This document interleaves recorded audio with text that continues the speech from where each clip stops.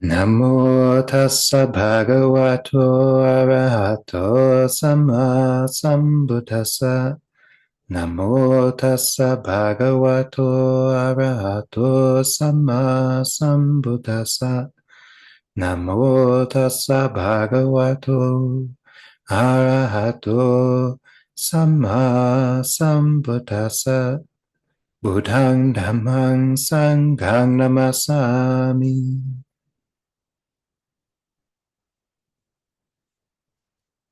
All right, everybody. Happy full moon. Happy Uposatha. And sadhu on taking the precepts for whatever precepts you're taking and for however long you're holding them. It's a great tradition. It's happy that we'll be able to do we'll try to do some more Uposathas more religiously, if you'll allow me the word.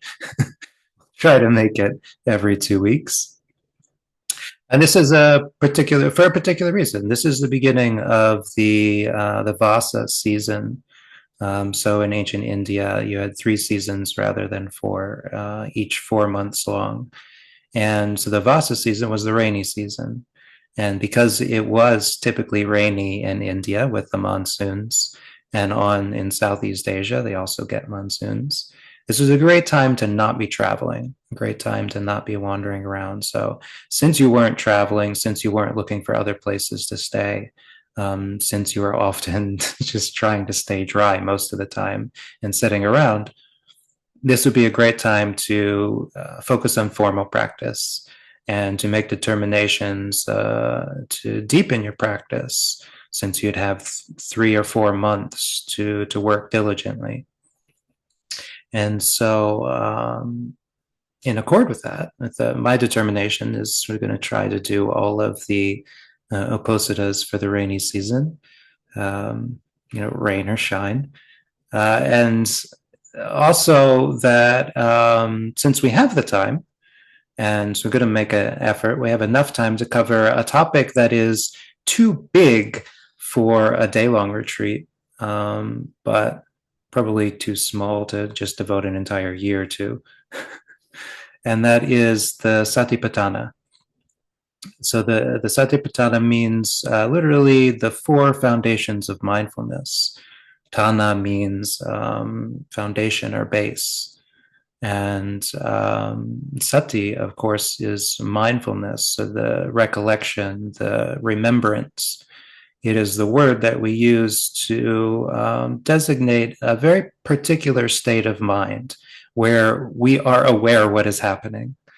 And it's worth designating that and pointing it out and making much of it, because as soon as we notice there is a state called mindfulness where we are aware what's going on, and we have a contextual awareness of what is going on right now. The second we realize that, we also realize that that's not a given, that we're not always paying attention, that we're sometimes acting according to habit. And sometimes it's kind of autopilot. We're only half paying attention. There's a lot of what we call sankharas. There's just habits and patterns operating in the mind, and the mind is just kind of coasting. Yeah, it's just trying to experience pleasant feelings and trying to avoid unpleasant feelings, and it really only wakes up at all when one of those becomes too extreme. Otherwise, it's just kind of like, oh, this is the same old thing. It's not paying much attention. But when we notice sati, we begin to notice the importance of it. And we begin to notice that it requires some effort to establish. Once established, it doesn't necessarily take effort to sustain, but it will require a particular way of using our mind for sati, for mindfulness, to remain strong or to remain constant. We can't just do anything with our mind and expect what mindfulness we have to be constant and sustained. Rather, we've got to build it like a foundation so that our minds can abide in it, can rest easily in it. And then it won't take any effort, but the setting up of that mindfulness, the establishing it as a basis for the mind, will take some doing. And this is something that is sometimes thought is like the basic thing you first teach aspiring Buddhist practitioners. Yeah, it's like the basic meditation instructions. Though from the traditional perspective, it's not necessarily when this would be taught and employed. Actually, the beginnings of Buddhist practice are like generosity and hearing the Dhamma and respect and taking refuge in the Triple Gem. And it's only once you have those as a spiritual basis that you begin to ask, how can I do more? How can I do better? How can I seriously don't want to suffer. I'm willing to put some work into it. What do I do? And that's kind of when the Satipatthana get mentioned and the value of mindfulness gets mentioned. It's not necessarily pushed on everybody because not everybody wants to work. Yeah. Sometimes religion really is just going on Sunday for the potluck and then going back to your day job. Yeah. But when you do begin to get interested, the Satipatthana is a phenomenal structure to have a conceptual framework of how to deepen mindfulness, how to establish it, how to deepen it, how to direct your mind so that it remains present in the mind.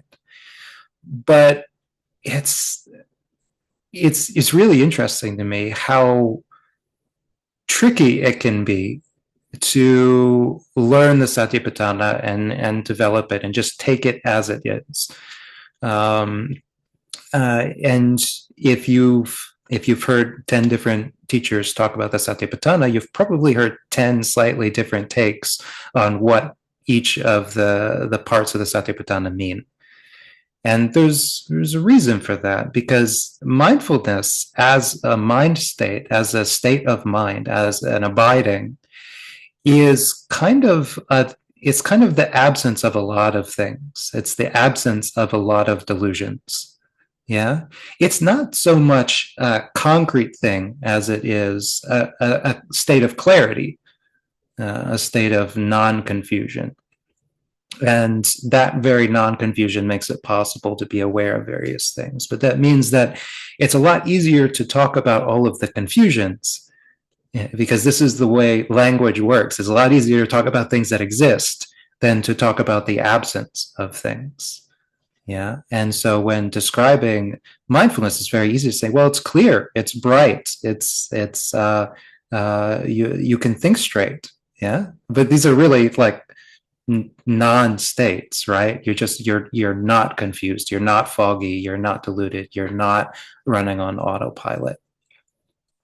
And so to explain the Satipatthana, it's very easy to look at what the Buddha teaches in terms of the Satipatthana and to go off on your own tangent, to kind of like make something more of it than it's actually saying. And it's exceedingly difficult to convey the sense of the Satipatthana, that mindfulness is meant to be a simplification of our mind, a simplification of our experience and our attention, because it's just the nature of language, right? We assume that since mindfulness is not something we've had all of the time, it must be very complicated to get it, right? It must be a particular skill to have mindfulness, or we would have had mindfulness already, right? So there's a tendency to approach the mindfulness practice or Satipatthana practice and to think it's complicated, think it's particular. And there's this one technique that if we got, we would then be mindful all the time. And I think as just as a structure and as a learning about the structure as a whole, which is kind of just as far as I wanted to take it in this one talk, I think the first thing to do is to appreciate that there isn't one technique for the Satipatthana, and that can be one of the most frustrating things about it, is that we look at it and we say, okay, I do this and I will have sati, I will have mindfulness. But then we start to read it and it's got 4 different parts, and each part is kind of exclusive of the others. We have the foundation of mindfulness based on the body, foundation of mindfulness based on feelings or Vedana, the foundation of mindfulness based on chitta or mind states, and the foundation of mindfulness based on dhammas or teachings, the teaching structures that we use to understand what's going on in our mind states, what our mind is doing. And each one of these is kind of its own area. So just from the get-go, there's no way that we could do one thing and cover all four bases. But further, when we look at each one of them, we see that each one of these four bases of mindfulness subdivide.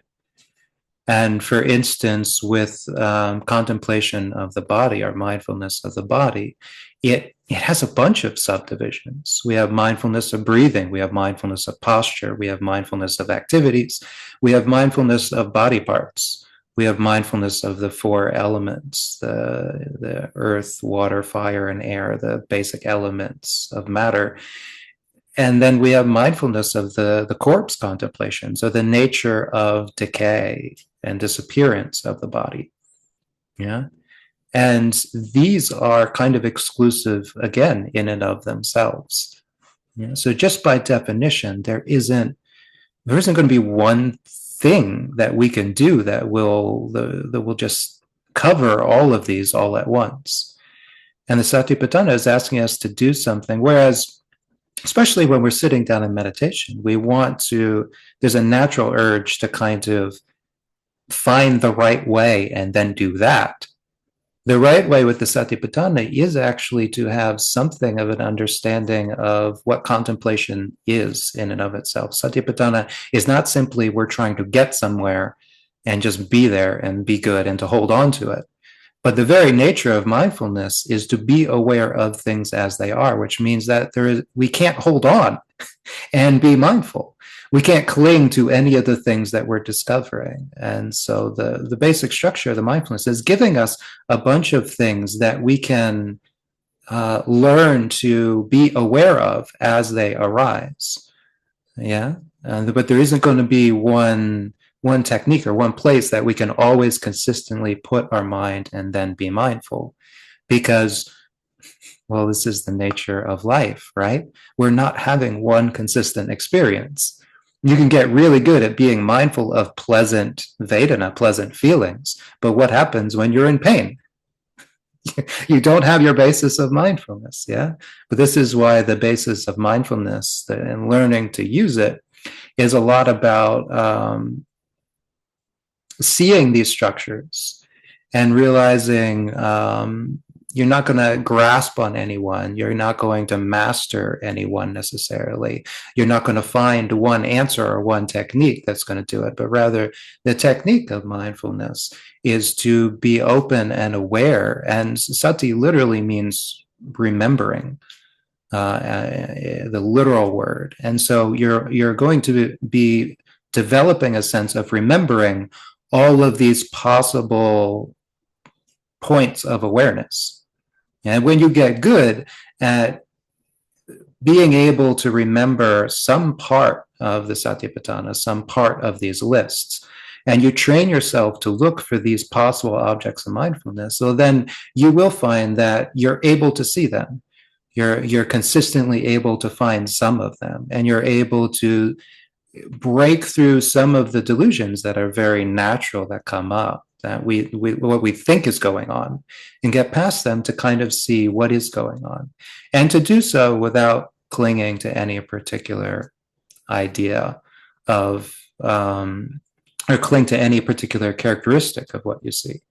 Like you might have one meditation where you get a sense of mindfulness. Oh, I'm right here, right now. I'm a body in the room, and this is great. I'm totally mindful. And the next time you try to do that, it just totally doesn't work.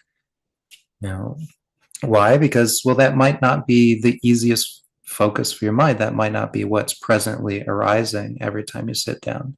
But as we get more established in the bases, we begin to know where to look and what to pay attention to, so that this becomes easier.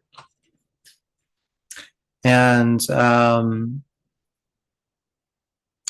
I thought also I would talk a bit about the idea of contemplation for the Satipatthana. So we have our our four Satipatthana, which is body, feelings, mind, and dhammas, our teachings. And each one of these has, as the Buddha goes through the instructions on the Satipatthana, and there's a couple of places he does this in the sutta, but I'll primarily be looking at Digha Nikaya number 22, which in the long discourses is the Mahasatipatthana Sutta, is the whole big, the long discourse on the Satipatthana. And here the Buddha gives a bunch, right from the get-go, from the first couple of paragraphs, the Buddha gives a bunch of instructions about what the Satipatthana is and how it's used. And so to quote what the Buddha says, monks, the four kinds of mindfulness meditation are the path to convergence of mind. They are in order to purify sentient beings, to get past sorrow and lamentation, to make an end of pain and sadness, to discover the system, to realize extinguishment. What for? It's when a mendicant meditates, observing an aspect of the body, keen, aware, mindful, rid of covetousness and displeasure for the world. They meditate, observing an aspect of feelings, keen, aware, mindful, rid of covetousness and displeasure for the world. They meditate and observing an aspect of the mind, keen, aware, mindful, rid of covetousness and displeasure for the world. They meditate observing an aspect of dhammas, keen, aware, and mindful, rid of covetousness and displeasure for the world. And so this simple, hard-hitting instructions are encouraging us to boil it down, but one of the most argued about parts of that comes very quickly. So for each of the four Satipatthana, the Buddha uses a turn of phrase. For the body, he says, kaye kayanupasi. And in the Pali, this doesn't make a ton of sense. Kayanupasi by itself would make sense, as being mindful of the body. But the kaye means to be mindful of the body in the body, or to be mindful of the body in relation to the body. And this is something that a lot of people get spun out about. The Buddha is giving some sort of instruction, and it's really not clear what that is. And so if you hear from 10 teachers, you might get 10 different perspectives. They're saying, well, there is a body within the body and you're going to notice it, or there is a mental body, or you're going to look at just the body and completely ignore your mental experience. Yeah, this has nothing to do with your mental experience. There's going to be all these different perspectives. And some teachers actually only teach parts of the Satipatthana, because the later parts, like the body part contemplation, the element contemplation, the corpse contemplation, are not totally focused on what seems like samatha meditation. They don't seem to be really good for deep meditation. And so some teachers even like push those aside and say, oh, the Buddha is saying that pay attention to the body, don't think about it. But if you read these instructions, it seems, if you read them as they are, it seems kind of clear or kind of obvious, though I dare, this is very risky for me to say so. It seems kind of obvious the Buddha is talking about thinking. It seems like there's a lot he's giving you as a possible area to explore the body. Yeah. And so the perspective I'm going to offer, which could be totally in contrast to something that you've already heard about the Satipatthana, is that it's sort of Occam's razor. Yeah, that the simplest possible explanation for this is what it is that the Buddha was trying to create a turn of phrase that meant pay attention to the body, for God's sake. Just the body. Nothing elaborate. We're not setting up. There's nothing crazy or esoteric about this. You have a body. It's right here. It's physical. You can touch it. It's like, this is not meant to be complicated. Don't make it more complicated. Trust me, as soon as you start sitting and try to be mindful, there will be plenty of complication that arises already. You don't have to add any more to this. So I would say that these instructions, the very first part of the instructions, when this is continued for feelings, so Vedan, I think it's Vedanaya. How does it go? Vedanasu. Yeah, my Pali studies are not great. Vedanasu Vedanupasi. And that's the same case. So pay attention to feelings in feelings. Again, what does that mean? I think the simplest possible explanation is pay attention to feelings, damn it. Just them. Like, don't make anything of them. Just pay attention to them as they are. And when we do this, I think this is our strongest possible basis for mindfulness. But you might have the experience of like, I do this, and then I get up from my meditation cushion and I walk away, and it just, my mindfulness is poof. It's like chaff in the wind. It's just gone. And why is that? Well, actually, if you're doing it right, then you're not clinging. You're not getting one answer to the question of like, what are feelings, and clinging to it and making much of it, but rather you're being open to the feelings that you have. And as soon as you get up, whatever feelings you were having while you were sitting, suddenly you're having all sorts of different feelings because you're up and you're moving around and this, that, and the other thing. And so it takes continued practice and continued experience of a variety of feelings to be mindful through those transitions. And the same way with the body, the same way with the mind. It's not going to be just one thing. And so you can sit down and you can study and you can be mindful of what experience you're having now. But until you've got up and you've sat back down, you've got up and you've sat back down, and you've done this exercise many different times, you will not have seen the variety of mind states, the variety of body states, the variety of feelings that the Buddha encourages us to contemplate with Satipatthana practice. But once you have mindfully seen all of these different variations, it becomes a lot easier to abide through the transitions from one state to the next, and not cling to any one of them, but to just be like, oh, this is the state I'm having now. And then it changes, like, oh, this is the state I'm having now. And it changes, oh, this is the state I'm having now. And this is part of the instruction that the Buddha is given in terms of keen, aware, and mindful, rid of covetousness and displeasure for the world. Yeah. So pay attention to the base of Satipatthana, whether it be body, feelings, mind, or dhammas, as it is. And as it changes, or if it's agreeable or disagreeable or whatever it is, doesn't matter. Don't pick and choose what kind of experience you want to be having. Don't pick or choose what particular part of the foundation you want to be experiencing, but just look at the one that you are experiencing, knowing full well if it's an unpleasant one, if it's an undesired one, that it can and will change. Yeah, the variety of things we can do with our minds, there are a variety of ways we can contemplate. There's a variety of ways we can like employ antidotes for the five hindrances, or we can develop the basis of mindfulness, or the basis of enlightenment. Yeah, the factors of enlightenment. There are things we can do with our mind to get particular results, but these aren't necessarily what we're doing with developing mindfulness. Developing mindfulness, our strongest approach is always going to be to get rid of clinging and grievances towards what's arising, and to just pay attention to what's arising, to be aware of what we have in front of us with our understanding of what's possible. Yeah, and so the lists of Satipatthana are giving us an idea of what's possible, but then to look, kaye, vedanasu, chitte, look here in our body, here among our feelings, here in our mind, and to say, well, what state is it?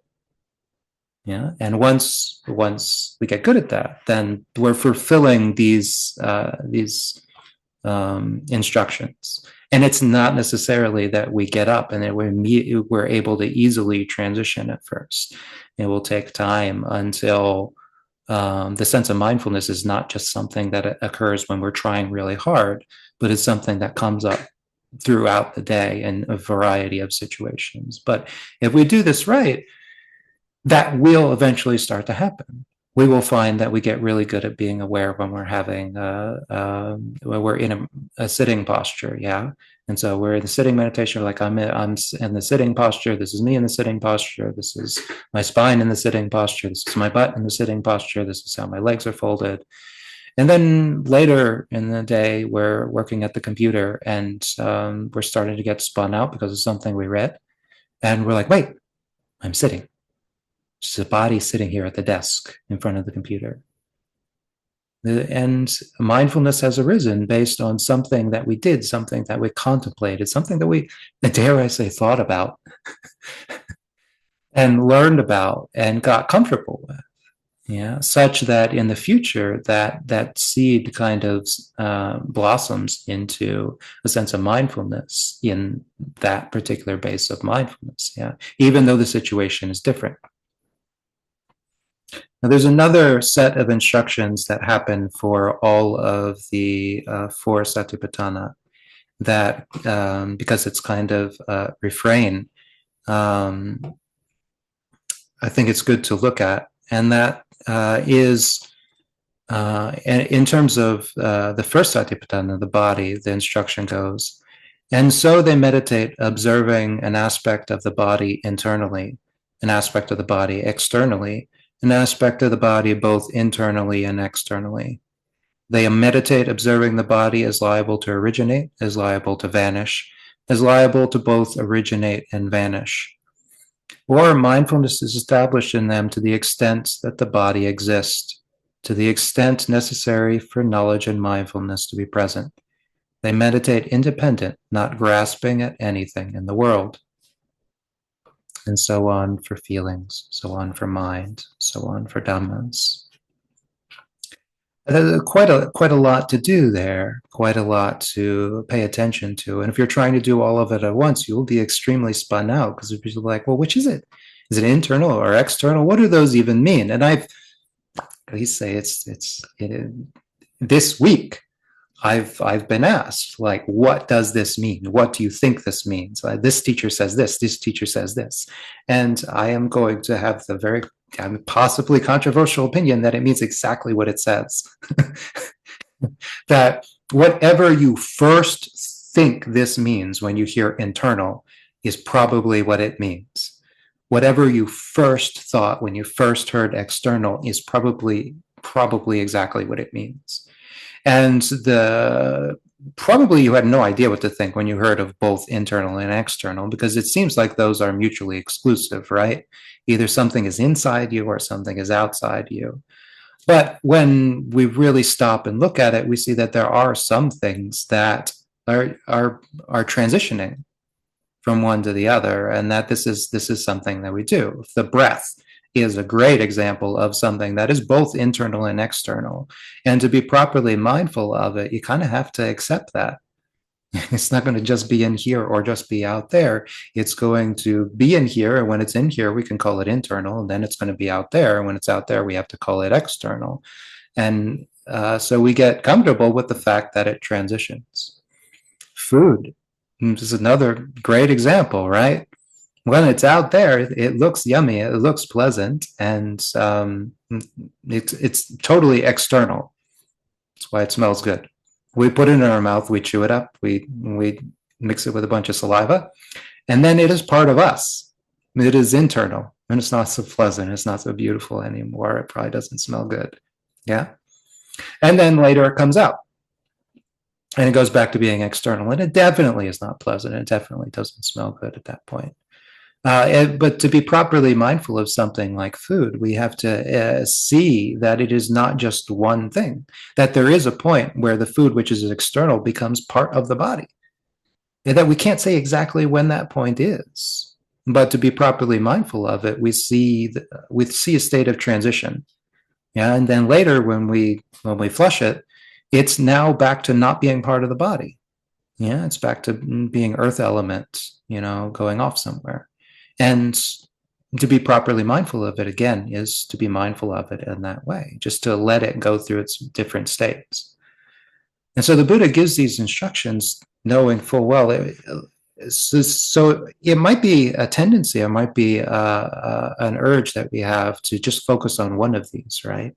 Just to be like, okay, well, and they're very complicated. And whenever I pay attention to external things, I get drawn out into the world and into the hindrances. And I look in here, I'm looking there, I'm distracted. So I'm just going to focus on what's internal. And that's perfectly fine. But we'll find that from time to time, the mind will pick up on things that are external. And even if we do it right, and we're paying attention to our own body and what's internal, there will be moments where the mind seems to um, kind of disconnect or get freed or liberated from even the idea of our body as our body. And it will begin to perceive it as an external object. And we're like, oh, that's not my hand, that's a hand. Yeah. And how do we deal with that experience? If we're clinging to the idea that everything is either internal or external and has that as its fundamental nature, then this is a very threatening and weird experience. But if we're just being mindful of this, however it is, as it is, then when we're sitting in meditation, we have the kind of experience of lightness, and the body is, well, the body is just the body. It's not my body. It's not their body. It's just a body. I can feel it, but that doesn't mean it's like me. And this is pleasant. This is nice. We can just be aware of that. It's not a right answer or a wrong answer. It's just what's going on.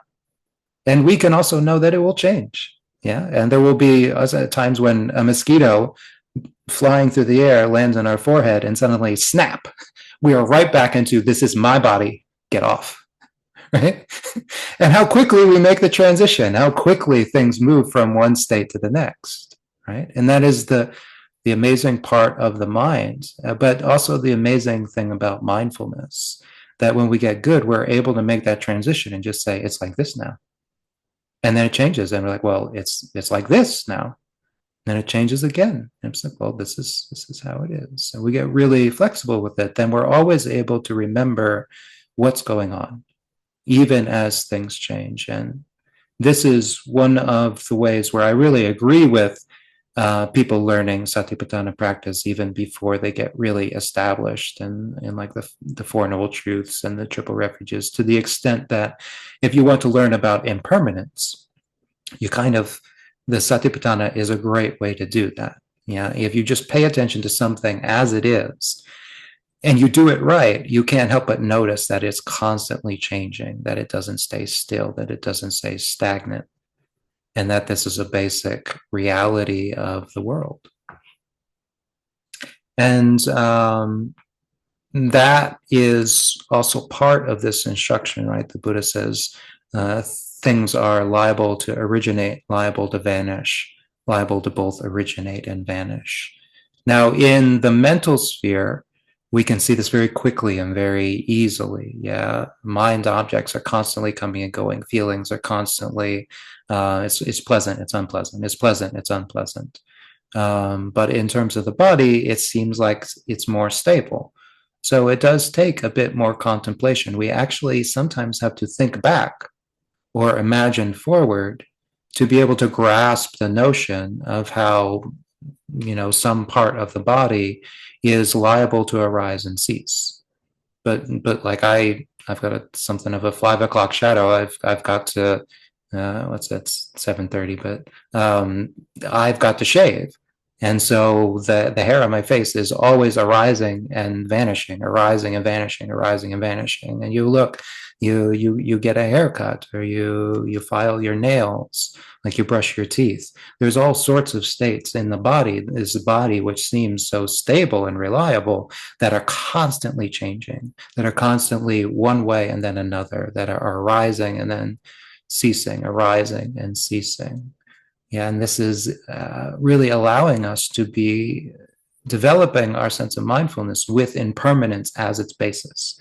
We don't have to sit and focus on this is impermanent, this is impermanent, this is impermanent. Just pay attention to the thing as it is, and we can't help but be paying attention to something in view of it being impermanent, right? Because it is changing all the time. And when we do that, when we do like the body part contemplations, because we have never seen our liver, we very necessarily need to be thinking externally, right? We need to think about some liver we've read about or seen in a book or saw in a YouTube video, yeah, and be like, okay, I've got one of those. Somewhere in here, I've got one of those. And so we contemplate it and we imagine it and we get comfortable with it. But then we can also start to be like, well, I won't always have a liver. At some point I'll die. I won't have a liver. Will I suffer at that time? We can see that even these things that will be with us for the entirety of our life, unless we get a transplant, are not going to do much internal, external transitioning. Yeah, are not going to be doing a whole lot of arising and ceasing. But still, with proper mindfulness, we can see that, yeah, sooner or later, this will not be the case. This will not be here. Yeah, we can, and if we've done some contemplation, if we've thought about that, even in just like visualizing or imagining this scenario, then when it does happen, even though we've never been in that state of not having a liver, as far as we're aware, suddenly it won't be so scary. Like, okay, this is this thing ceasing, just like this ceasing, just like this ceasing, just like all the things ceasing. It has the same effect. Yeah, just let it go. Yeah. And that would be fulfilling the Buddha's instructions to abide, meditating, not grasping at anything in the world.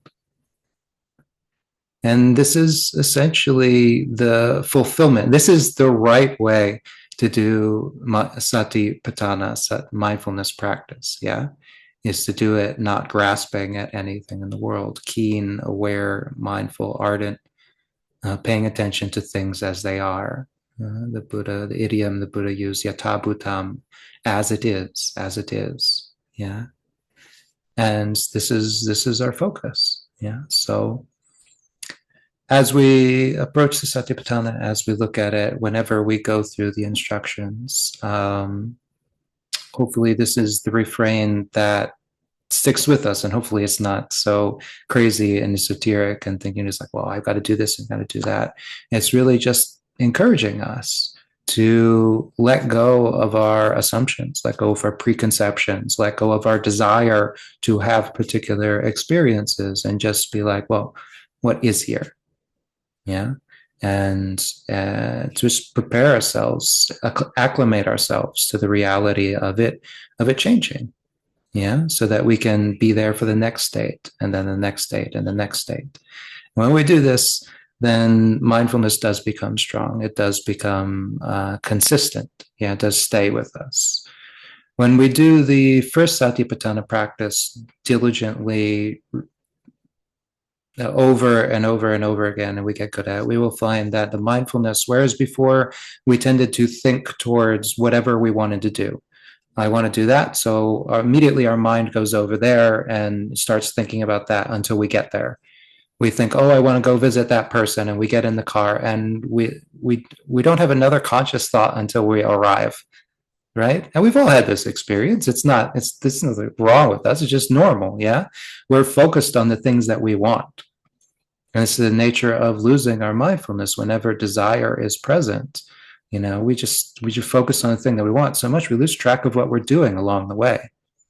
But when we practice a lot in this way of just being aware of things as they are right now, that becomes more desirable than whatever we're desiring. That becomes more consistent, more reliable. Yeah, and we actually do want to be in our body as opposed to being wherever we want to be doing whatever we want to be doing. We would much rather be experiencing the whole process, the whole journey to get to what we intend to do next.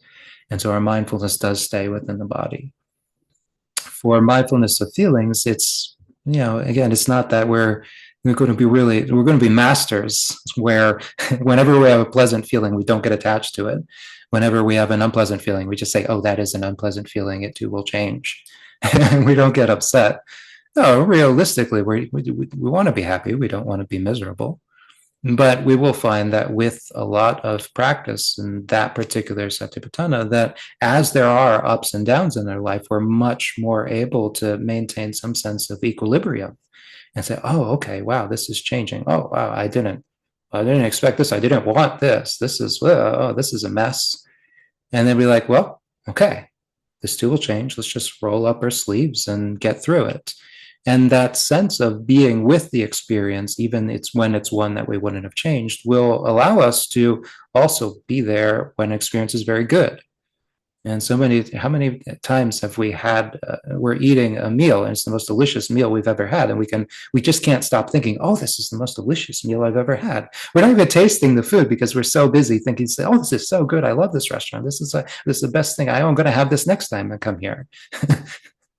Yeah, we've already lost track of the experience that we are having. Yeah, but once we get good at that, then we just stay with the experience that we're having. We don't care if it will disappear, if it's going to be gone. We just with it as it happens. And when it's gone, we're like, well, that was fun because we've cleared ourselves. We didn't cling to anything, and so we're ready for the next one, wherever it might arise. Yeah, and this is when we're doing this.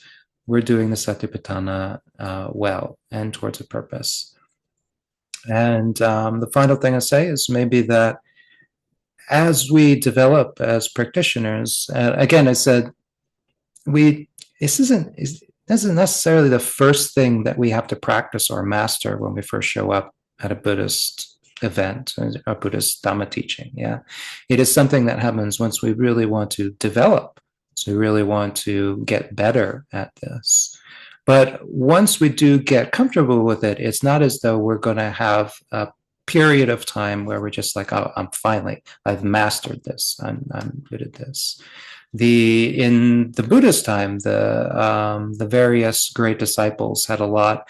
It's amazing that they all practiced with the Buddha and they all talked with each other, and not a single one of them arrived at exactly the same preferred technique for liberation. They all became arahants, but they all did it in slightly different ways, and they all kind of delighted in the different ways that each of them did it. And like, you did it that way, I did it this way, and both ways worked. Isn't that amazing? Isn't it spectacular?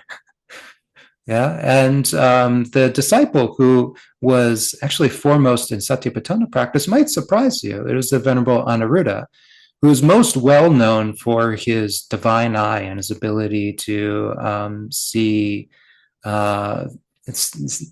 use his clairvoyance to see things all throughout the cosmos.